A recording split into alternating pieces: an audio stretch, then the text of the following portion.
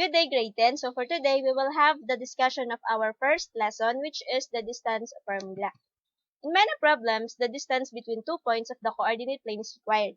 The distance between any 2 points or the length of the line segment connecting them can be determined from the coordinates of the points. And we shall classify a line segment or a line if it is horizontal, vertical, or slant, depending on whether the segment is parallel to the x-axis, to the y-axis, or to neither axis.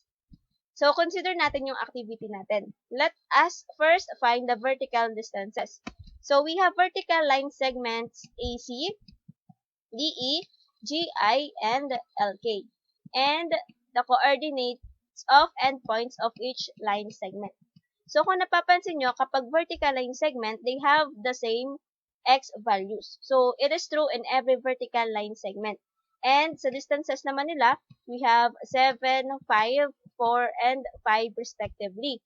So, line segment AC, we have 1, 2, 3, 4, 5, 6, 7. Pero what if hindi nakaplat ang line segment sa coordinate system para natin malalaman ang distance nila?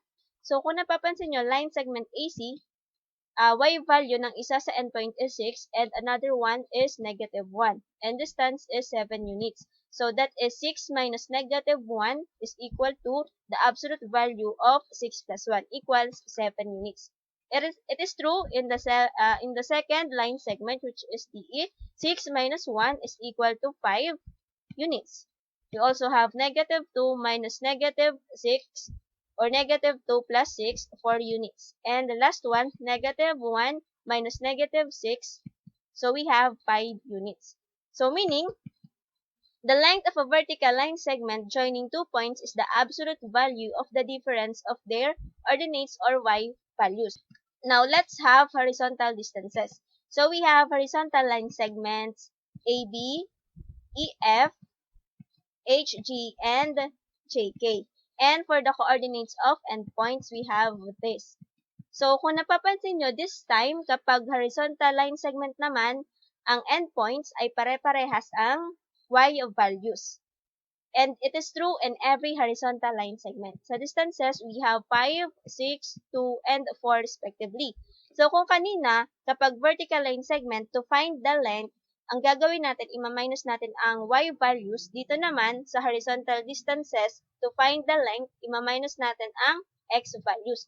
So, let's say we have line segment AB.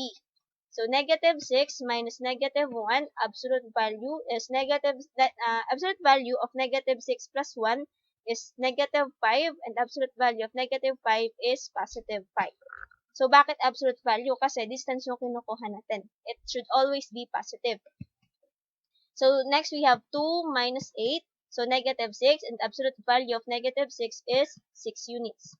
So, we also have -4 minus -2 for line segment HG. So, that is -2, and absolute value of -2 is 2 units. And the last segment, we have 2 minus 6 is -4, and absolute value of -4 is 4 units. So always remember that the length of a horizontal line segment joining 2 points is the absolute value of the difference of their abscissas or x values. Kapag horizontal line segment naman, ima-minus lang natin ang x values nila to find the length. Now, let us consider a slant line. Suppose you are given two arbitrary points A and B in the Cartesian plane, and you want to find the distance between them.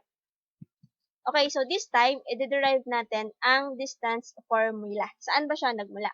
First, construct the vertical and horizontal line segments passing through each of the given points such that they meet at the 90-degree angle. And let the intersection be point C. Next, connect points A and B to reveal a right triangle. So, kung napapansin nyo, si line segment BC is a vertical line segment. So, katulad ng sabi natin kanina, to find the length of a vertical line segment, difference lang ng y values. So, ibig sabihin, pwede nating malaman ang length ni line segment BC. That is y sub 2 minus y sub 1. And line segment AC is a horizontal line segment. So, we can find the measure of that line segment by subtracting the x values niya. So, we have x sub 2 minus x sub 1. So, we have here a right triangle. So, kung napapansin nyo, line segment AB, yung line segment na hahanapin natin ang length is just the hypotenuse of our right triangle. So, meaning, we can use the Pythagorean theorem to find the length of line segment AB. So, this time, let side A be line segment BC, side B be line segment AC, and side C be line segment AB. So, applying or using the Pythagorean theorem, we have A squared plus B squared equals C squared. So, pwede natin siyang isulat like this. C squared equals A squared plus B squared. And substitution, so C squared is line segment AB squared is equal to line segment BC squared plus line segment AC squared. And since nakuha na natin ang length ng line segment BC and line segment AC, pwede din natin siyang i-substitute. So we have line segment AB squared is equal to the quantity of y sub 2 minus y sub 1 squared plus x sub 2 minus x sub 1, the quantity of x sub 2 minus x sub 1 squared. Then, para matanggal si square dito, kay line segment AB, since si line segment AB lang naman yung hinahanap natin, take the square root of both sides. So, makakancel na si radical sign dito. So, ang magtitira na lang sa kanya is line segment AB. So, remain to. So, we have line segment AB is equal to the square root of the quantity y sub 2 minus y sub 1 squared plus the quantity of x sub 2 minus x sub 1 squared. And that is our distance formula. Consider this example. So, draw the triangle having the given vertices and show that the triangle is isosceles. So, we have A, 6, 2, B, 2, negative 3, and C, negative 2, 2. So, first, let us find the length of line segment AC. So, para hindi kayo malito, lagay nyo na agad kung alin ang inyong x sub 1, y sub 1, and x sub 2, y sub 2. Para mamaya, substitution na lang. So, we have length of line segment AC is equal to x sub 2 is negative 2 minus x sub 1 is 6 squared plus y sub 2 is 2 minus y sub 1 is 2 squared. So, length of line segment AC is equal to the square root of negative 2 minus 6 is negative 8 squared plus 2 minus 2 is 0. So, line segment AC is equal to the square root of 64 and square root of 64 is 8 units. So, line segment AC is 8 units. Next, we have line segment BC.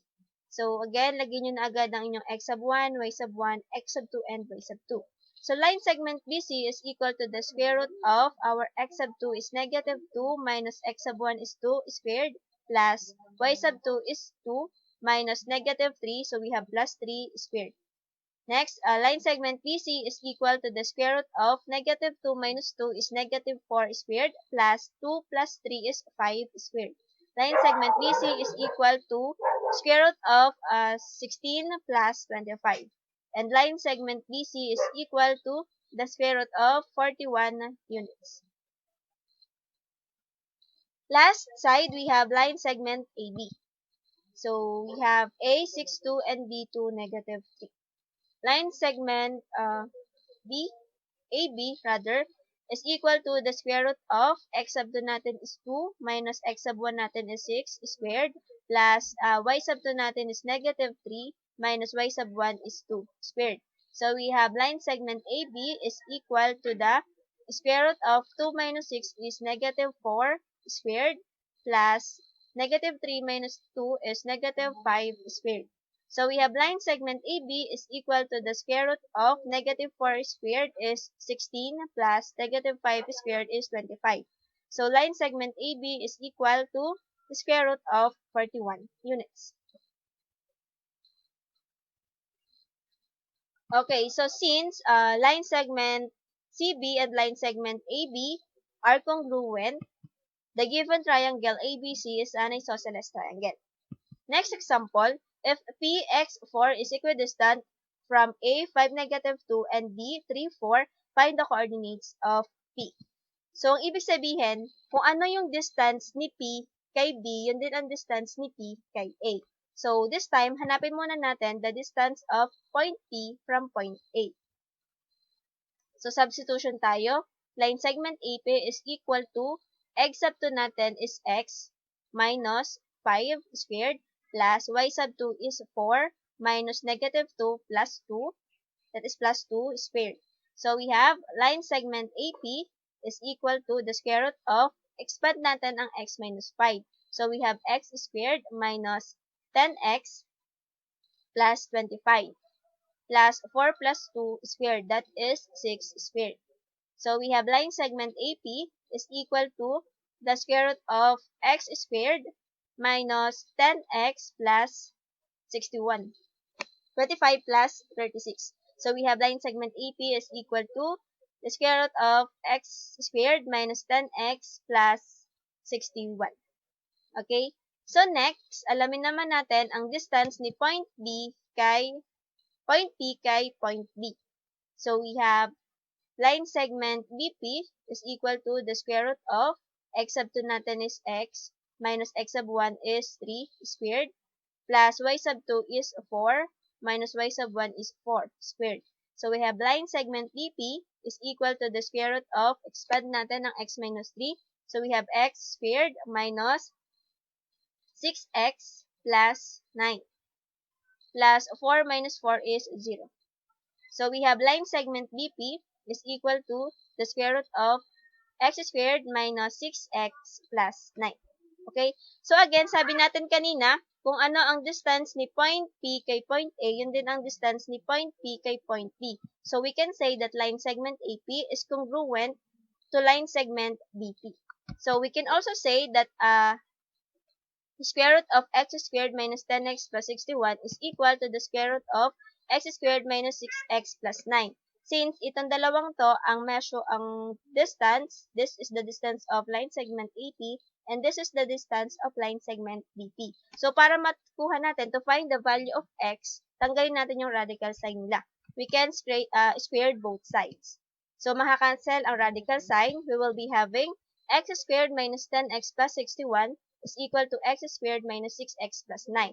This time, combine similar terms tayo. So we have x squared minus 10x plus 6x is equal to 9 minus 61. Cancel out x squared.